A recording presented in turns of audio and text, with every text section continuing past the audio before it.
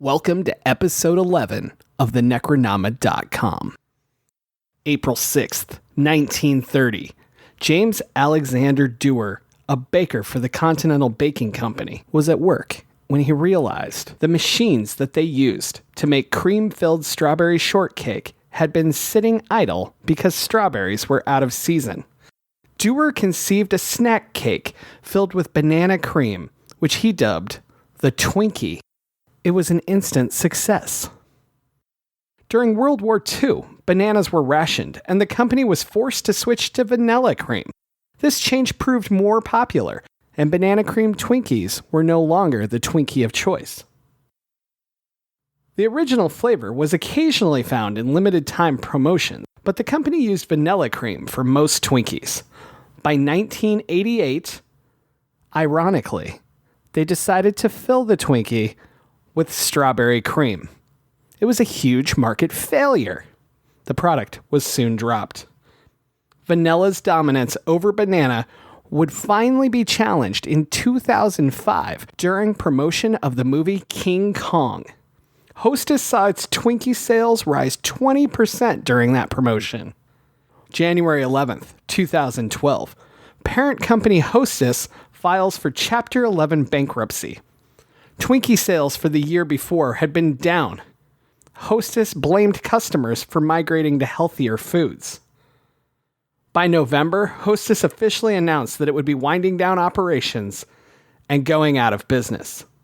On November 21st, 2012, U.S. bankruptcy judge Robert Drain approved Hostess's request to shut down, temporarily ending Twinkie's production in the United States. The Apollo Global Management and Metropolis and Company bought Hostess out of bankruptcy for $410 million. Twinkies returned to U.S. shelves on July 15th, 2013. Apollo subsequently sold Hostess for $2.3 billion. The Twinkies of today are not like the Twinkies of my youth. Maybe it's that they're smaller. Maybe it's that the ingredients aren't as good as they once were. Maybe it's that nostalgia is made of blindfolds. Whatever it is, one day I'll forget and I'll go grab that golden sponge cake with creamy filling. And it'll be the sweetest comeback in the history of ever.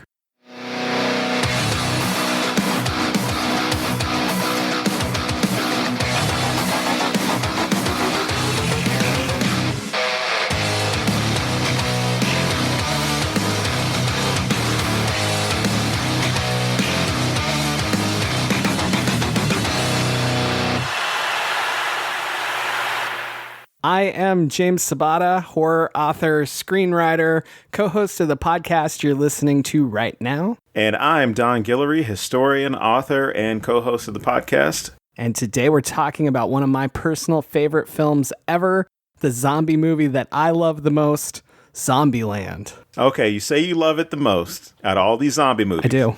You know, we've already been over my favorite. Why is this one your favorite? Going back to your favorite, I said that zombies are an afterthought, right? Okay. That's because every good zombie movie is about the humans and what they're doing. And this one, for me, takes it to another level because it is not just focused on, like, how groups of humans are doing. It's focused on individual humans who each have to find a place to fit in. And I don't know, it just works really, really well for me. Between the comedy and the emotion between them and the way that they're all fighting to be a part of a family while refusing to trust anyone just really calls to me. I would say that this is in my top 5. I mean, you got Night of the Living Dead, obviously, because we've been over that one before. Yeah. Surprisingly enough, Shaun of the Dead. Now, these are not in any order after I speak of Night of the Living Dead. Okay. Dawn of the Dead, Return of the Living Dead, and Zombieland would all be, you know, as far as my top 5 personally, with respect to any type of zombie movies. This movie I like, you know, for the same reasons you mentioned as far as the mix of comedy, the whole idea of, you know, what people are dealing with in a hypothetical zombie apocalypse. Because I think this is a really good I don't want to say it's an adaptation, but it's an adaptation to the circumstances of what you would have people go through in a situation like Night of the Living Dead. Except for this one, you actually have had decades of zombie movies or, zombie-related films. And kind of like with Scream, you get into this discussion about the cliches within horror films and things like that. This one, it gets into the cliches from a personal standpoint of, this is, if you are in a zombie situation, a zombie apocalypse, this is the stuff that's going to keep you alive. Don't do this, this, and this. Jesse Eisenberg's character, he has this list of rules that he's come up with. And when you watch it, everything makes sense. But the thing is, it makes so much sense because of what we've already seen with all these other films. And then you compound that with, if you are in a survival situation, these are the things that you're going to want to know.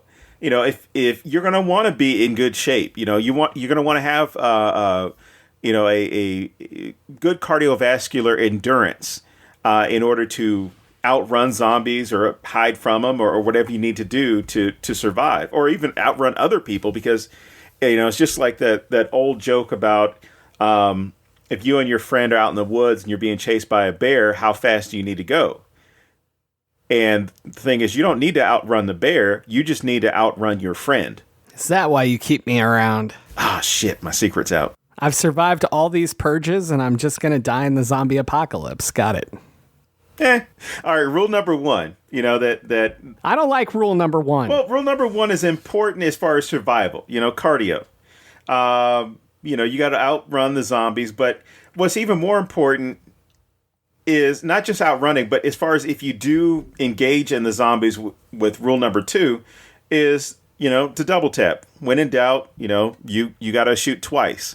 That way you make sure that the zombie is dead. If you didn't shoot him in the head, or at least you're not sure if you got them in the head, you need to definitely re-aim and fire to ensure your survival. Because the one rule we've all become accustomed to with any zombie films is if you shoot them in the head or decapitate them, they're done. And it also goes to one of the things we all expect from horror, which is it's not really dead. It's going to come back in a second. The third and fourth rules, it's which I think the fourth rule... Are you going through all 32 rules? No, just the top 10. Well, actually, top 11. But like the fourth one, it's simple. Put your seatbelt on. There's really no explanation that he's going to that one other than if you're in a vehicle and you're already escaping, you're trying to get away from the danger, you don't want to you don't want to lessen your chances of surviving just because of a car accident.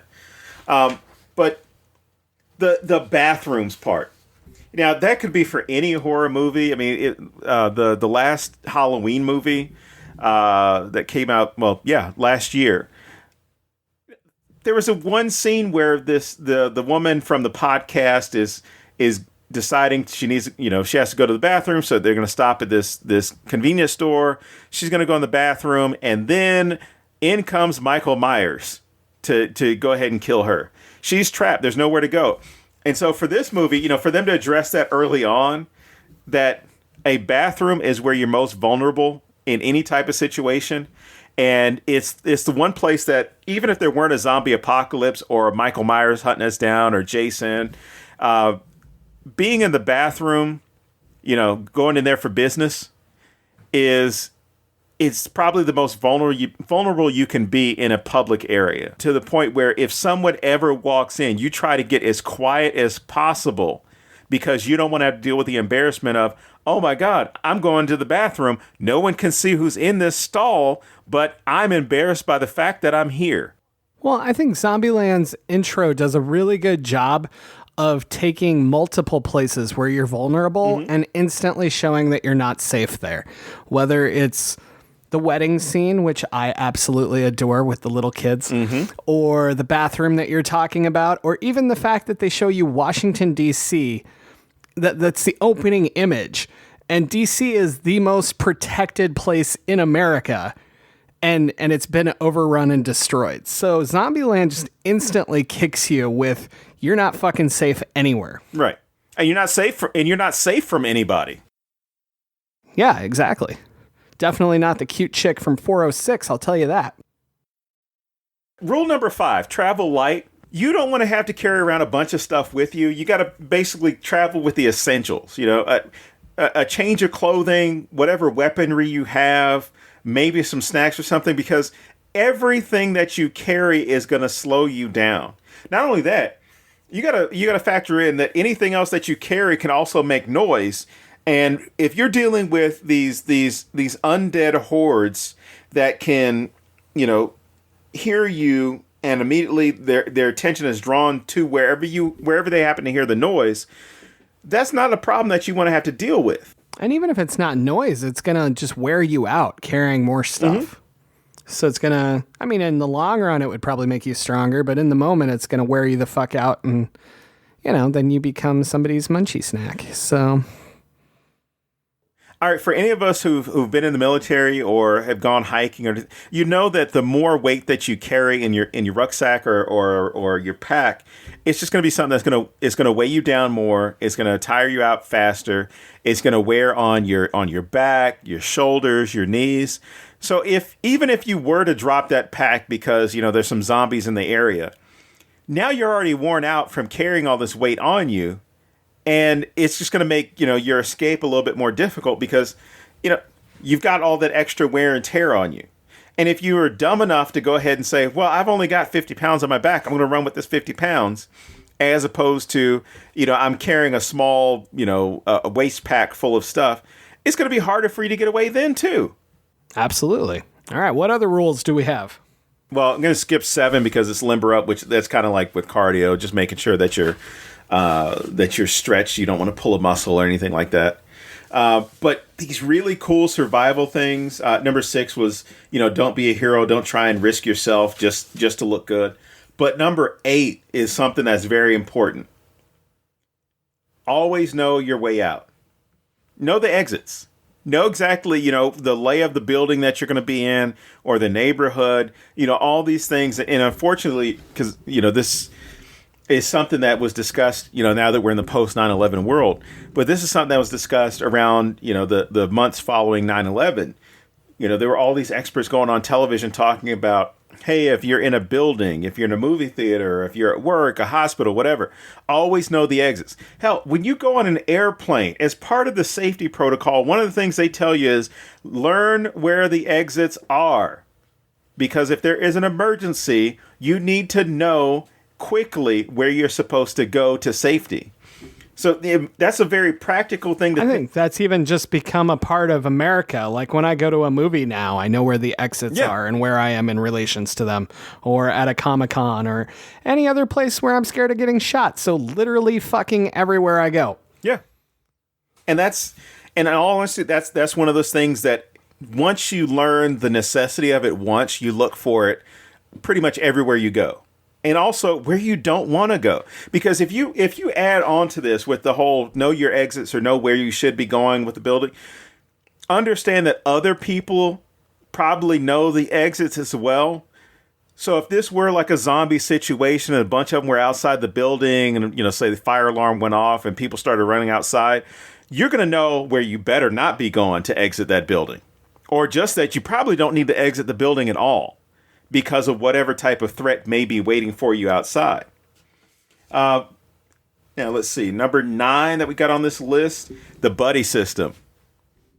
You can't do everything by yourself. I mean, make sure you got somebody with you. You got somebody who can get you out of danger. You know, all this stuff that's going on that can bring an early demise to you. Check the backs. I kind of want to know when Columbus added that to the rules, because he's clearly alone at the beginning. That is a very good question to think about, because I think, well, even with the list, these are all things that he kind of came up with, you know, from his own way of surviving, or at least trying to survive as much as he has. So that is an odd one for him to include, but it's also this understanding that if you are in a dangerous situation, someone can help you out. But also be careful of who you're with, because just kind of like with the bear thing, somebody could just keep you around to sacrifice.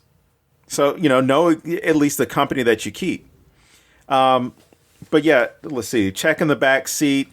which any vehicle that you get into in a strange situation, always know what's in the vehicle or who is in the vehicle. But probably one of the more important ones was the 11th rule that he came up with, which was enjoy the little things. And that probably brings up one of my more favorite aspects of this movie was the Twinkies.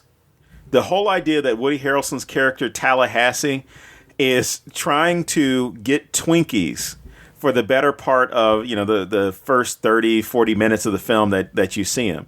He's trying just to find Twinkies because that's something that is going to bring him some sense of joy with all this chaos going around. And the one thing that pisses him off are snowballs.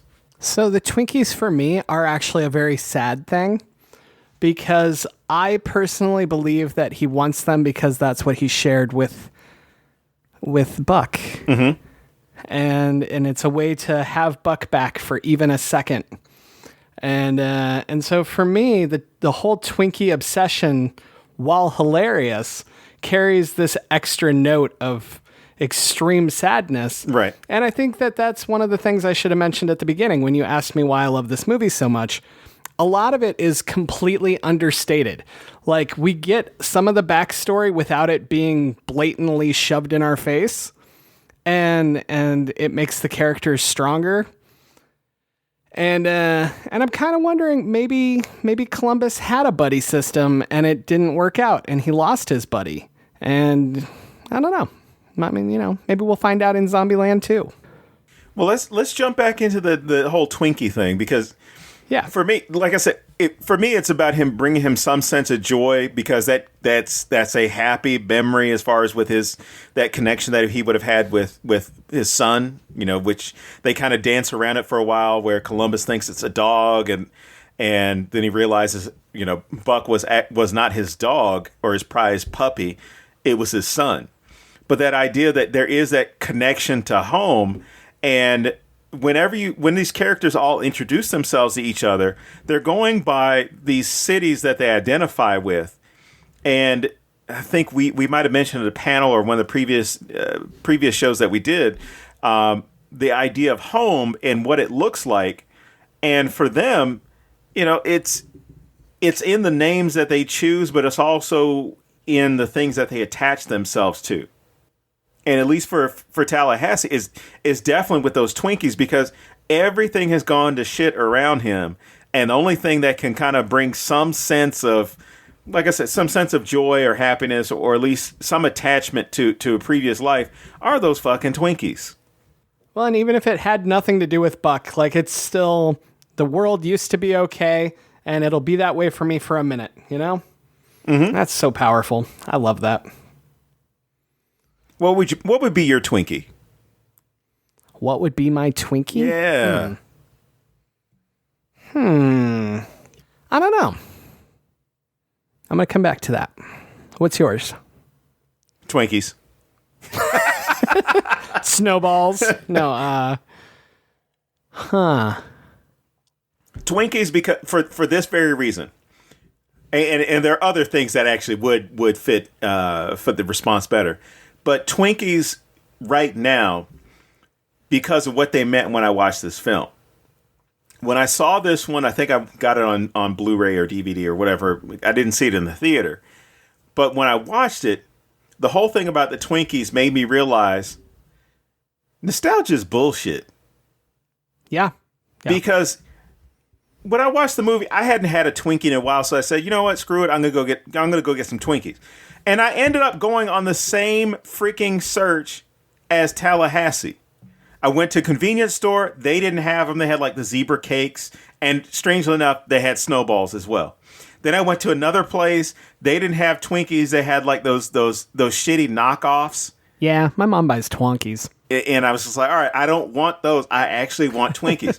So I think I eventually ended up going to Walmart or a grocery store or something and got like a case of them.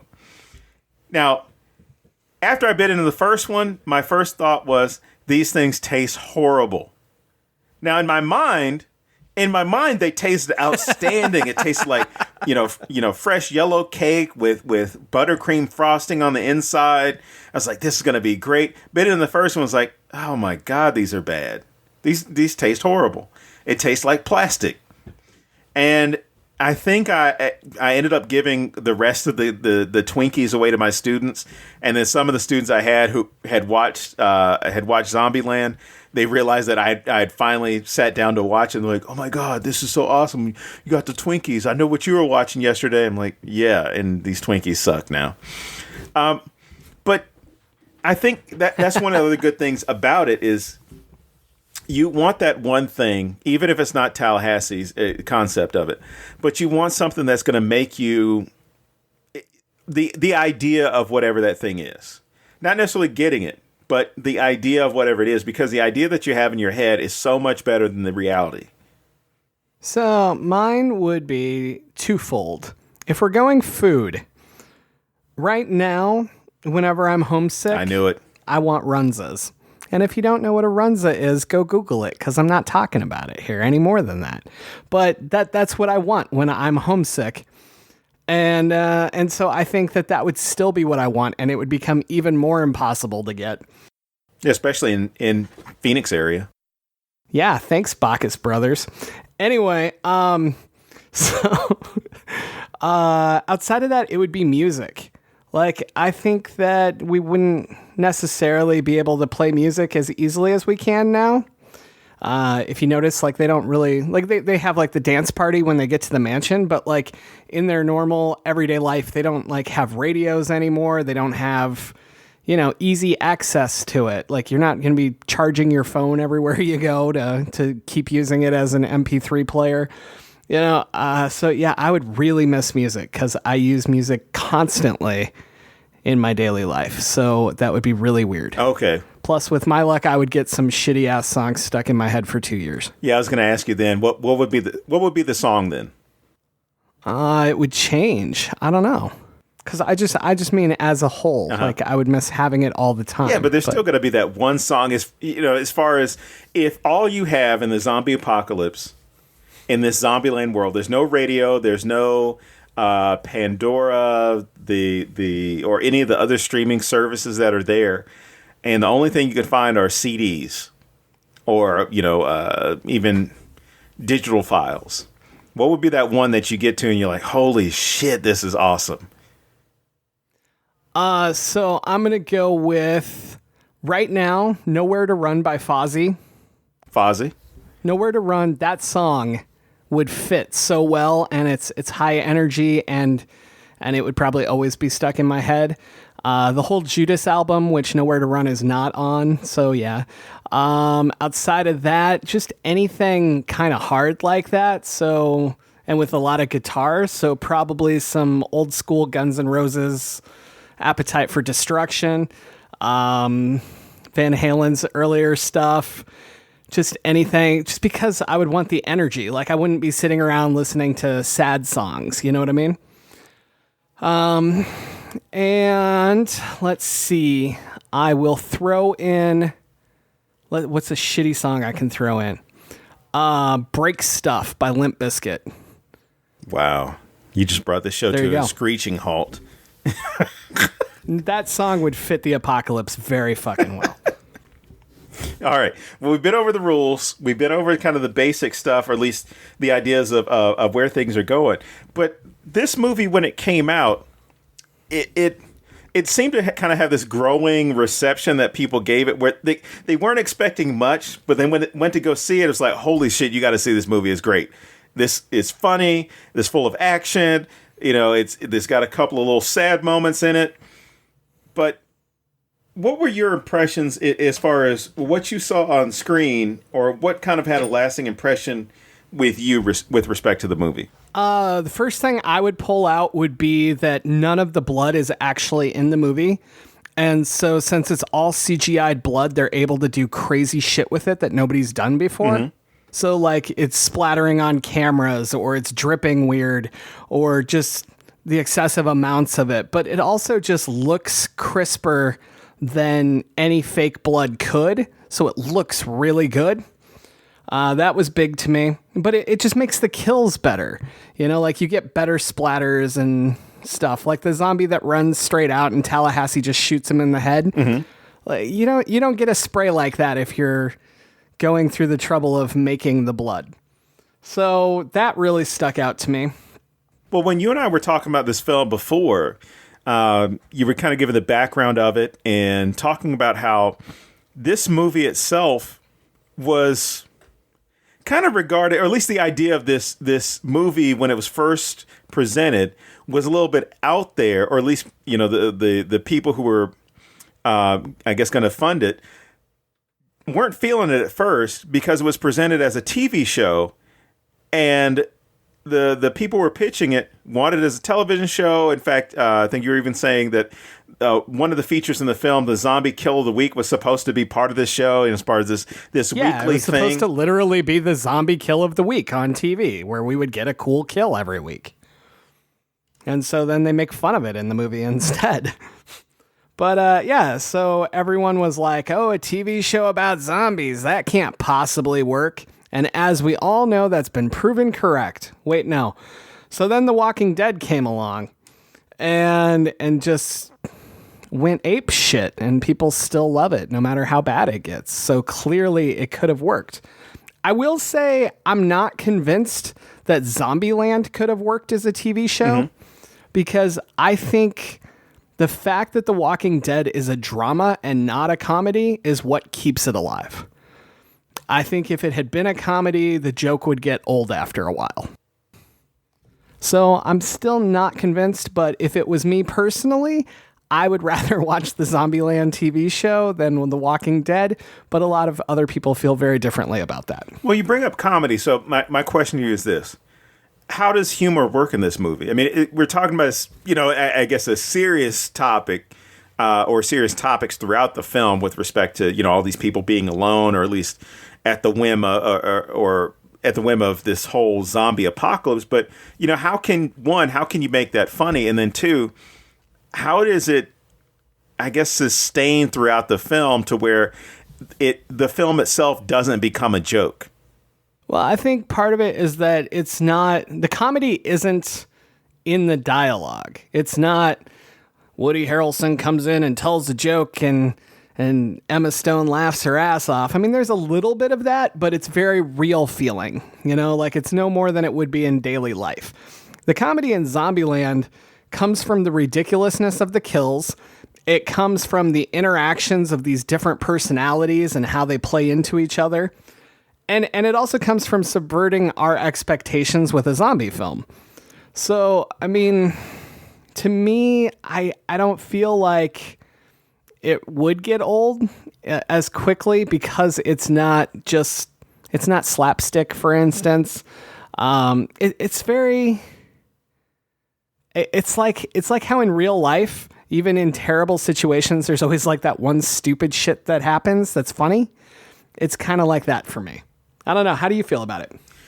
For me, I mean, you had those funny moments, and you had those moments where, you know, you can understand the I guess the laughter or the comedy that comes from those, at least the interactions between the characters and their situations.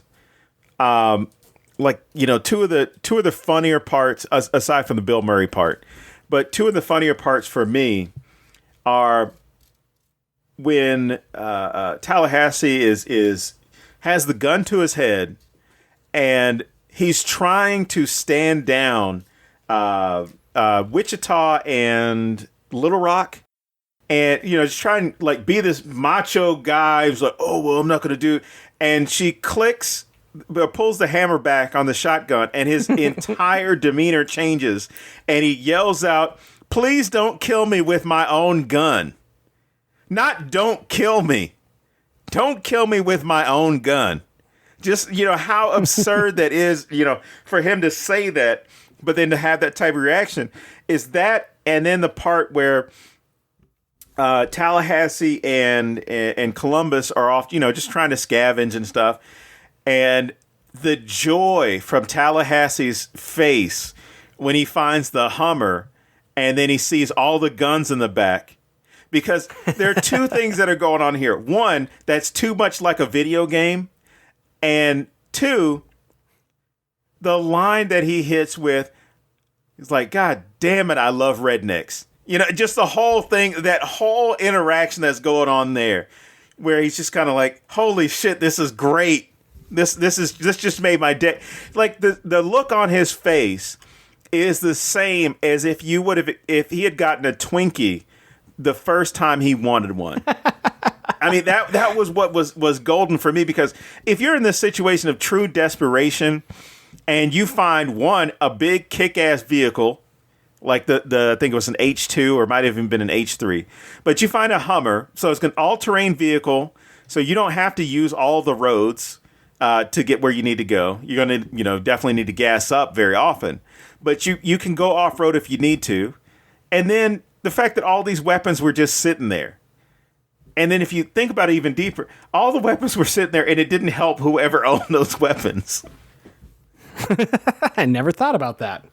So one of the funniest parts to me is when Columbus finally confronts the clown, and he's like, "Of course it's a fucking clown. Why wouldn't it be?" But his desire to save Wichita is bigger than his fear of this clown, and he takes the big mallet that you see at so many like circuses and fairs and stuff, and he kills the clown, and then he goes for the double tap and he hits the clown square in the face. And it's this big dramatic moment of where he's finally ascended to take over his own fears and control them. He hits the nose and it honks. And what I love about it is he doesn't react to it. Like, it's not a big deal. It's just this thing that happens, and that makes it way funnier to me. And that's the kind of humor that I really dig in this. Or just Columbus's narration throughout.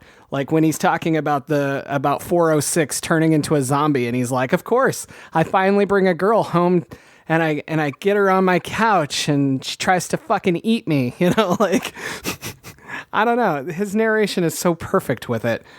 And that's what makes it funny to me. It's how it's just there. It's not meant to be overly flashy.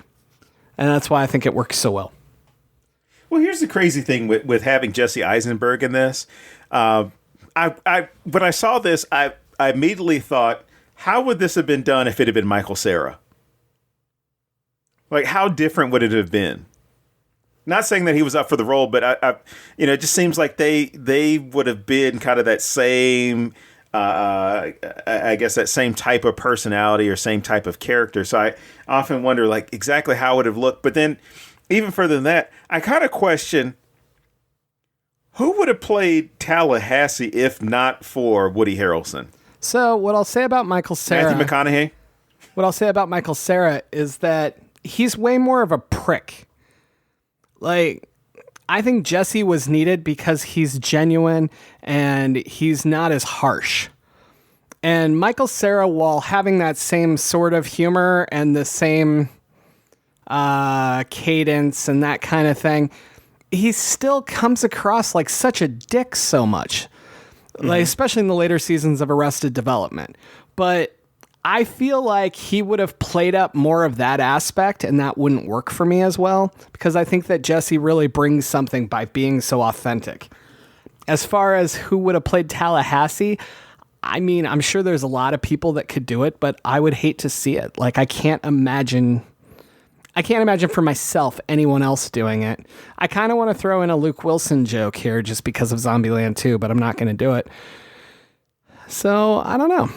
The other thing I like about it is that Tallahassee has that whole cowboy thing going on, and I like that Woody's not really known for that. Like, it doesn't hearken to his other roles or that kind of thing and pull you out of it. So I don't know. I like Tallahassee the way he is. Yeah, if they had somebody like who's a famous cowboy? I don't know. If they had like Chuck Norris in this same role, it would, well, one, I would have not gone to see it, and then two, it's John Wayne. I would have just been sitting there thinking all these Walker Texas Ranger jokes. No, John Wayne would have been a zombie. Like, what about Sam Elliott? No, it'd have been no offense. He would have been. It's too far now for him. Like, you couldn't even have Clint Eastwood. Like, it wouldn't be believable that they made it through the zombie apocalypse. Yeah. You know, you can't have a 90-year-old cowboy running around. I think the character is so perfectly Woody Harrelson that I'm really, really fucking glad, because I think that the movie wouldn't have the same appeal. Woody's so good at doing everything that goes into Tallahassee. Like, I can't even break this down enough because he's so perfect at it. Like, he plays all the different aspects of Tallahassee so well. Even like the flashback with Buck is almost a little weird, seeing Woody Harrelson with a little kid, but he genuinely looks like he loves this kid. And I mean, he conveys so much. There's no talking in that part. There's no anything else, you know, it's just his facial expressions. Yeah, he just pulls it off so perfectly. And he strikes me as really taking over the I'm so fucking angry at the world, I'm going to take out every goddamn zombie from now on. So, yeah, he's just perfect at it. You bring up a good point with that. As far as what would drive somebody to survive in this situation, whereas with Columbus, it seems like, I need to, find my family. And the same thing with Little Rock and Wichita, that whole idea of finding something, where it seems with that character of Tallahassee, all four of them are representing some aspect of society. Not American society, but society in general. Okay.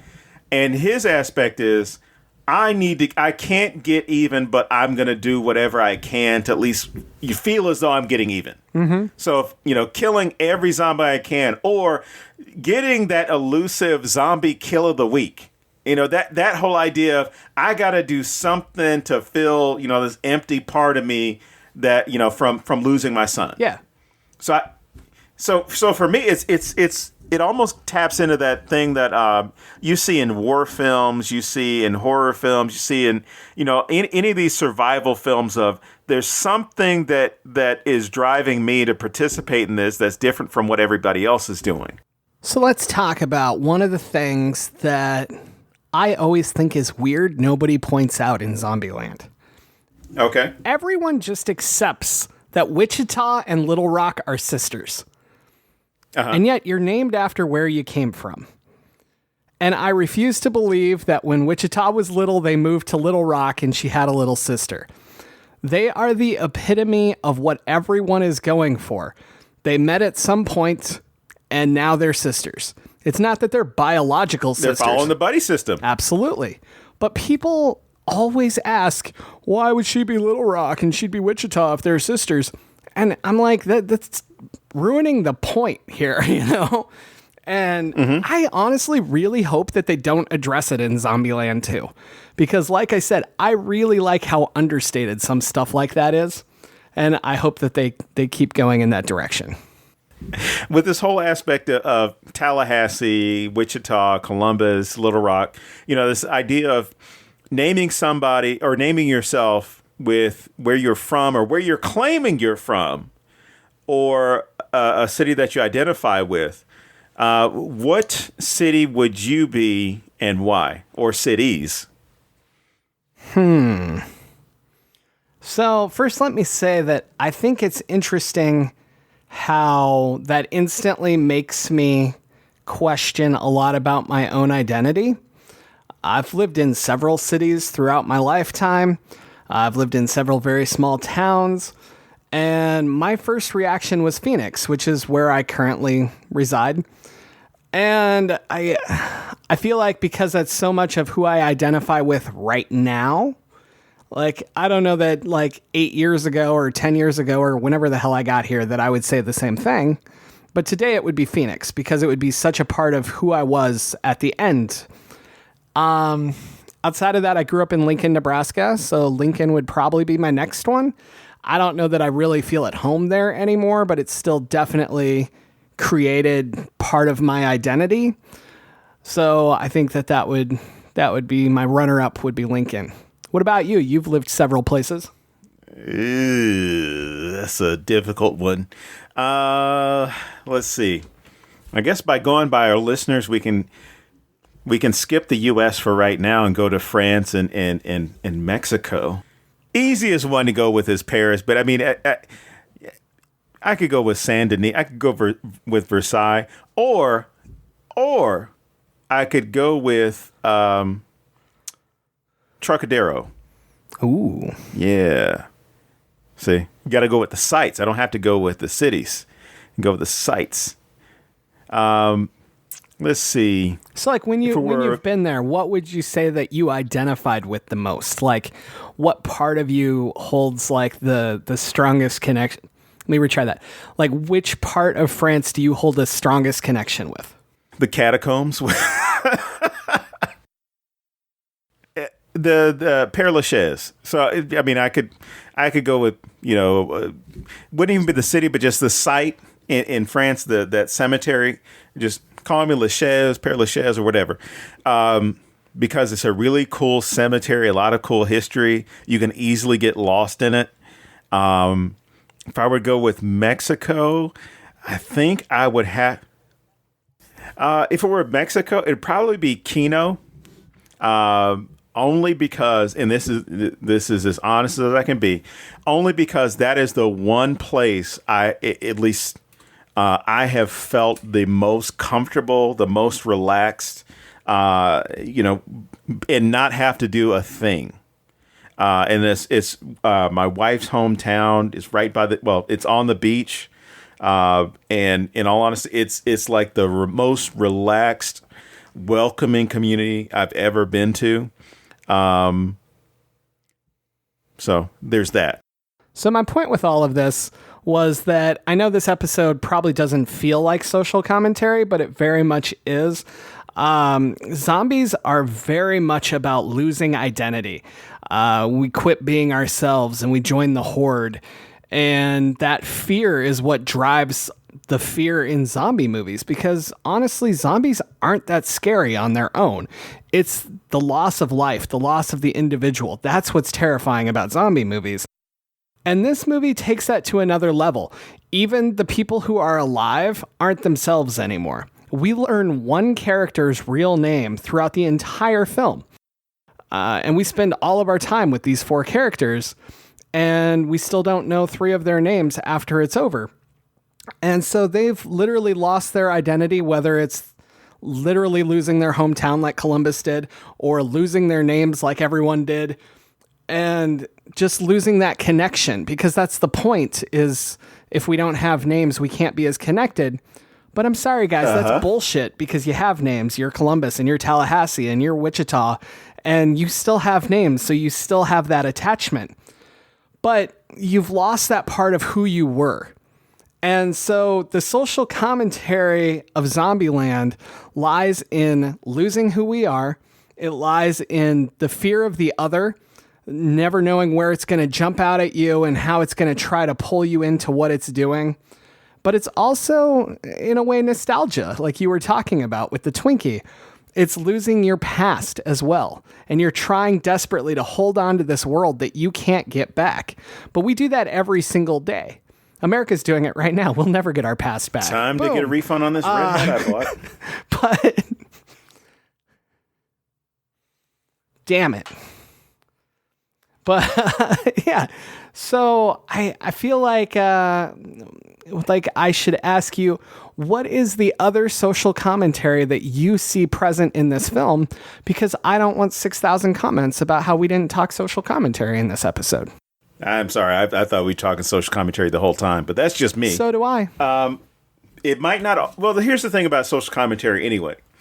It's not always going to be what you think it is, or at least, we all have and we discussed this in history, we all have our bias that we bring into our own research, and our own teaching of whatever subject it is. Now, that doesn't mean that I'm out there, teaching or presenting a overtly biased perspective on history to where I'm telling you about, what a horrible person, such historical figure was. But it does change and shape how I'm going to, what I'm going to focus in on when I am researching, or what I think is going to be important for us to talk about if we've just read a certain book or text or whatever. So, and the same thing is seen with social commentary in films, where, this isn't that bullshit argument within The Great Gatsby about what does this color mean and what does that color mean? Because you know what? F. Scott Fitzgerald didn't mean shit when he talked about the colors. So any of you high school students who are listening, go tell your English teacher that the colors in Great Gatsby don't mean shit. It's just the way it is. But, but that's one of those things that gets brought up. If I see the color green, maybe I am thinking it means go to Daisy, because that's what I want it to say. But with respect to any of the social commentary in the films, and especially this one, Zombieland itself, if you look at this and say it's just a fun popcorn action horror movie, action movie comedy, whatever, you're missing the point. A lot of things that are going on in the film, which, yeah, it's about survival. It's about identity and loss of identity, because it's not just about them losing the identity that they had. It's about them shaping the identity that they now have and they want to present to other people. So the zombie apocalypse itself kills off, as you brought up, kills off that old world. Now you have to start fresh. You're in this post-event timeline to where now you have to learn how to cope, strategize, and survive within this new world that you're surrounded by. And the one person I think copes the best is Bill fucking Murray. Absolutely. Because he's living out in the Hollywood Hills or wherever his house was, right? And he comes up with this idea of he's still Bill Murray. He still knows how to go ahead and get around town because he figures, well, shit, I'll just go ahead and put on this makeup. And if I look like a zombie, they'll think I'm one of them. They'll leave me alone. And when that happened, the first thing I thought of was Shaun of the Dead, which I mentioned earlier. Because they had this great scene where it's like, oh my God, all these zombies are over there. How are we going to get through them? Oh, let's just go ahead and pretend like we're zombies. And they sit there and they slowly walk and they moan and groan and they get through the zombie horde. And I think that's one of the things that you can look at with any zombie film for that matter, is the zombies are there to consume your identity. And if they realize that you're different from them, they attack you. They're going to go ahead and remove you from being, they're going to absorb you into this horde, into their identity as well. They're going to get you to conform and assimilate to them. You can look at this. So it's like being on Facebook. Yeah. Okay. It's like being present anywhere within society, as far as out in the public. You can argue that, Facebook, it's private or whatever, but you're putting all that stuff up there despite whatever your settings are. You're putting all your stuff out there into the public, and you present this image to people that makes them think that either they're not good enough or maybe you're not good enough. But, it's all these cool things that are going on. Somebody gets engaged, so you have to see all their fucking pictures of their ring and all the preparation for stuff. Oh, everything's great. Then people put pictures of their vacations. People put, all these accomplishments. Because that's not what the real picture is. I mean, a good number of us, we present ourselves a certain way behind closed doors and a different way when it's in the public. There are a lot of things I'm not going to say given different types of environment. And there are a lot of things that people are not going to do, or at least present towards the public to where they can be scrutinized. And that's really what a zombie horde is. It's scrutinizing and beating you down to where you stop having that individuality. And I was half joking about the Facebook thing because I do feel serious. I feel like that's exactly what happens. Like, people, and myself included, I have some Facebook rants that are very polarizing, but I feel like people are like, once they know how you feel, you kind of stick out from the crowd the same way that a living person would from the zombies, and then the horde comes for you, and you either get away or you get sucked into it. So yeah, I don't know. It's interesting to me. All right, let's go back to that Bill, because I mentioned Bill Murray briefly, but Bill fucking Murray. Yeah. I know that's not his middle name, but continue. Hey, that's why I had to include it. But the whole idea that Bill Murray gets his cameo in this film, and this is probably one of the better comedy pieces in the film.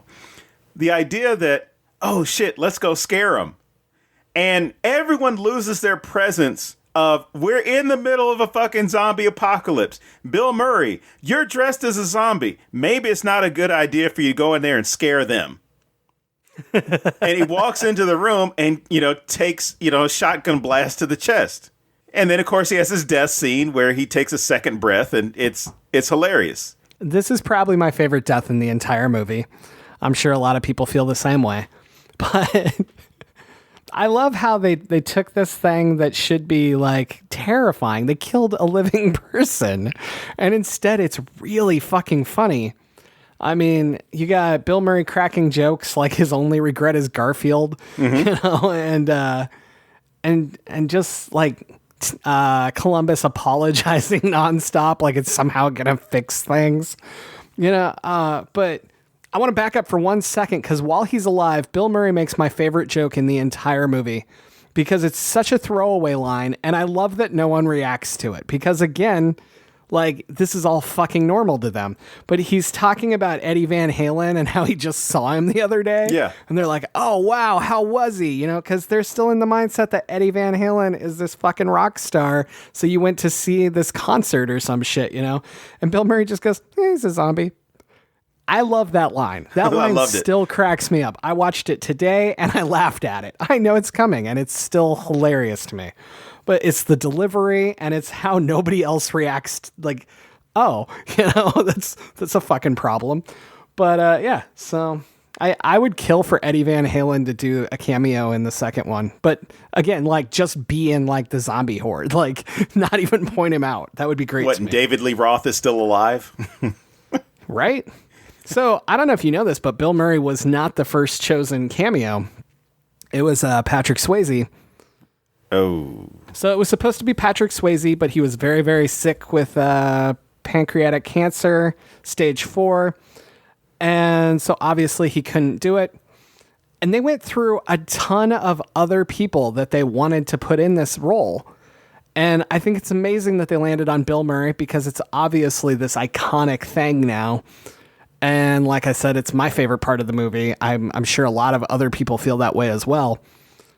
And what's really weird to me about it, having seen the documentary, have you seen the documentary about how Bill Murray, like, people just like randomly meet him because he like wanders into their houses? Or I've seen the you know, the videos of him doing that, or running into people at the airport and in random spaces. Yeah, but not the documentary. He just like comes to a wedding and makes a toast, that kind of stuff.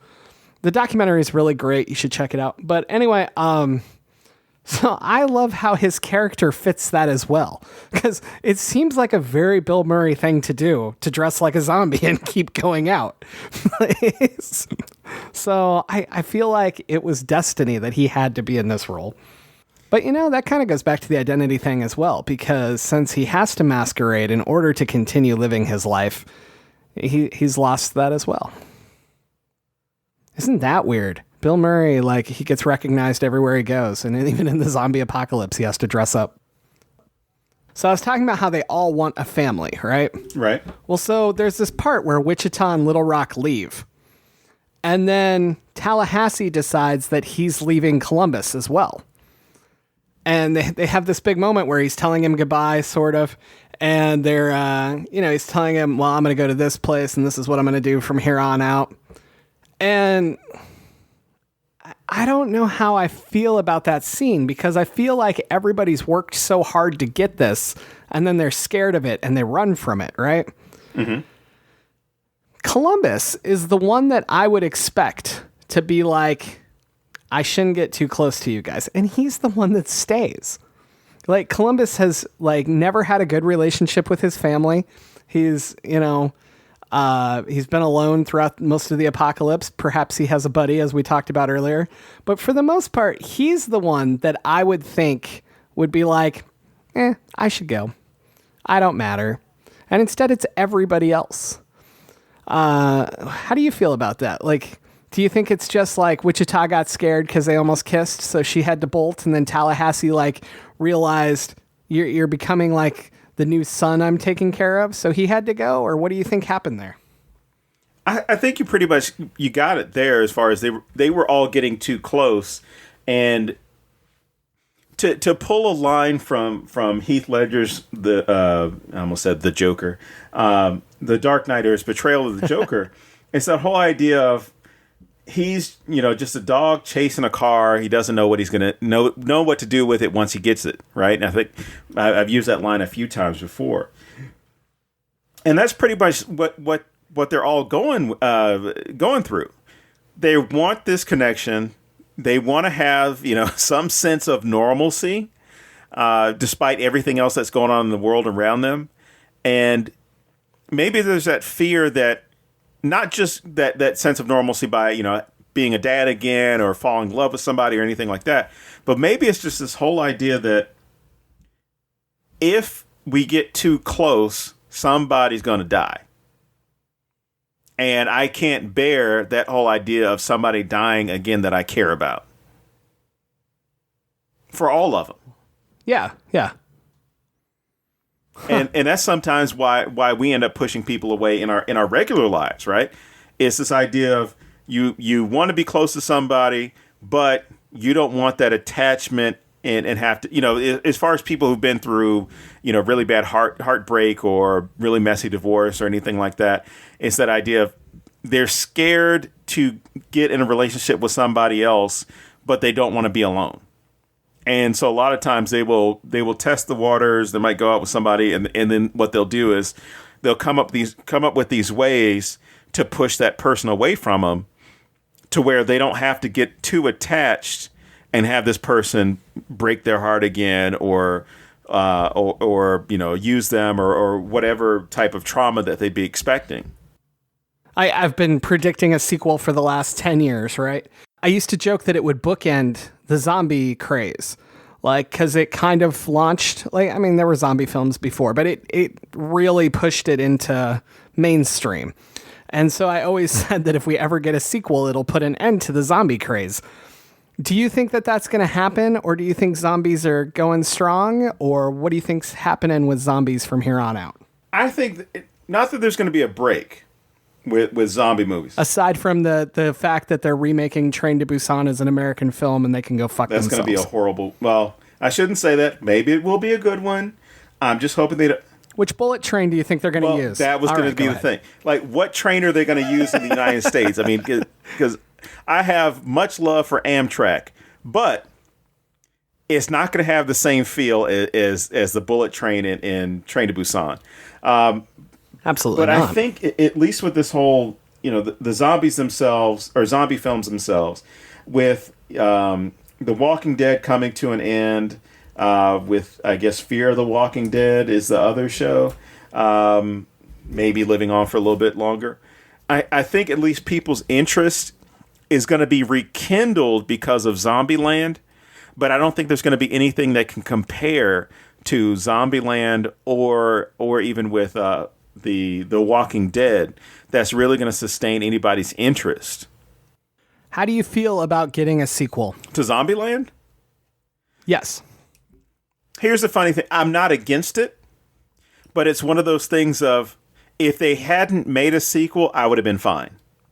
Yeah. It was fine because it was this ambiguous, open ending to where it left itself open to having a sequel, but it also left itself to the point where it had a good ending. There was, really, you didn't have to go anywhere after this, because the great thing about the film is you can think and speculate as to what's going to happen to them afterwards. I think having a sequel helps with those questions of what the hell happened after. And if you don't want to watch it, it's not a continuation where, the first film, you have to, it's written like it is a series to where you have to watch the next one. If you don't want to watch the second film, you don't have to watch it to complete your viewing of the first film. Absolutely. I didn't want a sequel. I did when it first happened. I wanted one the following year, But as time went on, I didn't want a sequel anymore. And then when the trailer dropped, I instantly went fanboy and I was super excited. And everybody asks me whenever I talk about Zombieland, they're like, are you scared they're gonna fuck it up? And the answer, of course, is yes. But my reasoning to believe that they won't is that entire cast returned. And every one of those actors is very picky about their roles. They don't do shit unless they're really into it. And so that gives me a lot of hope that it had to be on a certain level to get them back.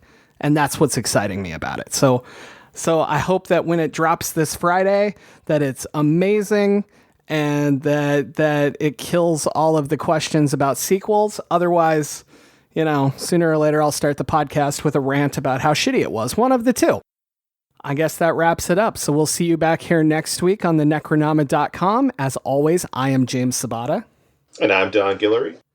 Now, I'm not really one for farewells, so that'll do, pig. That'll do. That's the worst goodbye I've ever heard. And you stole it from a movie.